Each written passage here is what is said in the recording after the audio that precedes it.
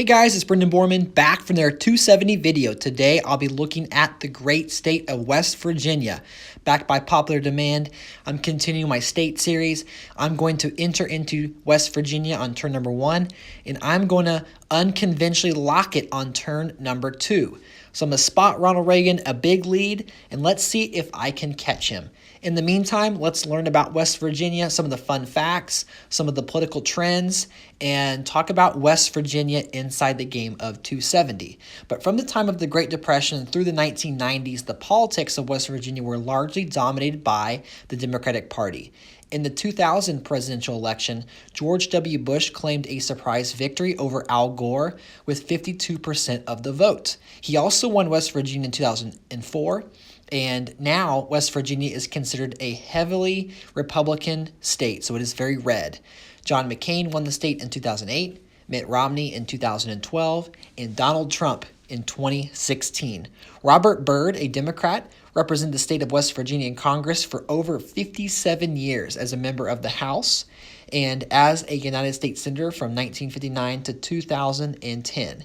He served as a Democratic Senate leader from 1977 to 1989, and in 2006 he became the longest-serving senator in history. Maybe you could see Robert Byrd added to the game.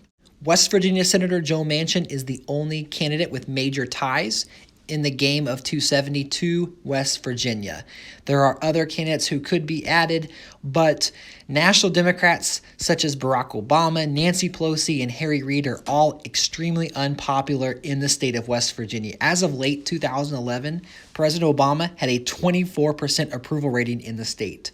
During his 2010 Senate campaign, then Governor Joe Manchin and my current candidate released an ad touting his endorsement of the NRA and slamming Obama's then proposed cap-and-trade legislation. Before 2000, West Virginia had a Democrat voting streak of all the way back to 1932. The only times that it did go red were in the elections featuring Eisenhower, Nixon, and Reagan, all national landslide victories. Now, if I'm going to continue the trend of national landslide victories, I'm really going to have to turn things around here pretty quickly. I've spotted Ronald Reagan a lead, and he does have a path to the manufacturing bonus via Hangman.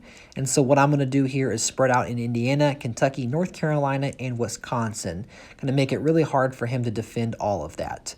He is going to get the manufacturing bonus, likely for at least one turn, maybe more, depending on what I can do here. So there's manufacturing. We just have the oil and gas bonus, which he did lock New Mexico. Let's go ahead and go for North Carolina. So if I go up to the 3 pips past him, that should be good. We won't get manufacturing for ourselves, but oh no, it's defended. So just kidding, he'll get manufacturing again for a second turn, and he extends his lead to 236 EVs all the way up to 98. So let's go ahead and go for manufacturing one more turn. I'm going to go up in Illinois and Kentucky. If this doesn't work, we're going to be in deep trouble, but it does. And so turn 8, it does flip over to Illinois, which is a lot more fun for me, having that bonus, taking away a manufacturing, but he does get the Old South bonus back. Speaking of fun, let's get into some fun facts all about West Virginia. The very first Mother's Day, recognized in the United States, took place at Andrews Church in Grafton, West Virginia on May 10th of 1908. The largest sycamore tree is in West Virginia, and although there is evidence that it may not be the largest tree in the world or in the United States, it was 112 feet tall. I say was because unfortunately the tree fell in 2010 due to being 500 years old and to damages from past arson.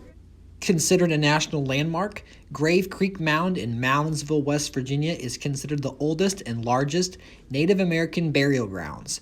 Early Native American inhabitants, known as mound builders, constructed conical mounds for religious purposes and burial sites. West Virginia was also home to the very first rural free mail delivery.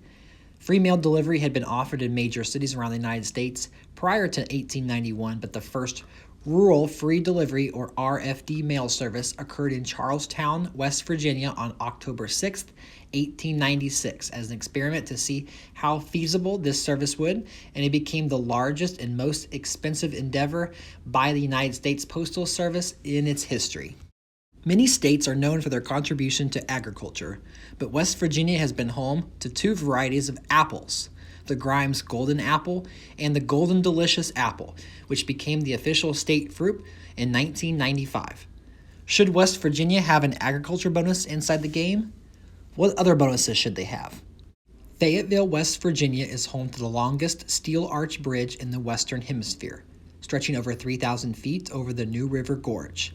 The bridge is also one of the most popular places in the state to take photographs.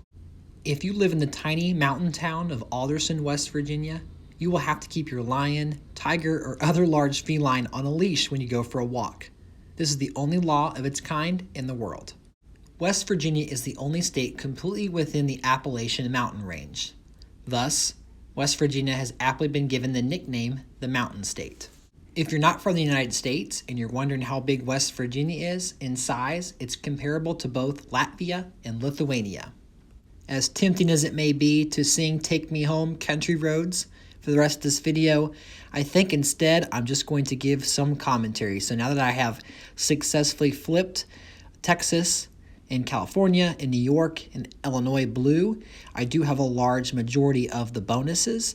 So what I can do is now just pressure in some key spots, maybe prevent a ballot. So I'm going to go ahead and enter into Alabama, Georgia, lock Louisiana, try to flip Minnesota, which I am successful. And so far we don't have a clash, except there's a big clash in New York. So Reagan went for the New York Steel, was unsuccessful.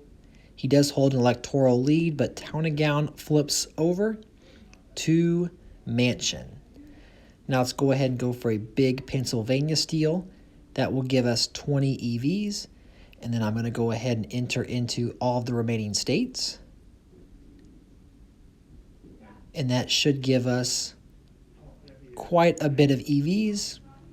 But if we're just flipping the 20, that'll put Reagan at 270.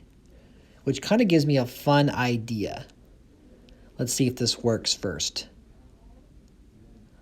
So big defense in Georgia and a small defense in Florida. Looking at Pennsylvania here. Missouri, there is pressure. Pennsylvania flips. Okay, so that's going to put us at 268 EVs. Easily I could flip some EVs on the ballot, but let's play a fun game. That game is going to be that I can only defend the states that I'm currently leading in, and then I can choose only one state to try and flip to win the game. So I have tons of options here. First, I'm going to defend states like Montana, North Dakota, South Dakota, Wyoming, Alaska, Missouri, Indiana. And then I'm choosing Delaware as my state of choice. So let's see if I can pull off the win. Again, eyes on Delaware. There it is. There's the flip.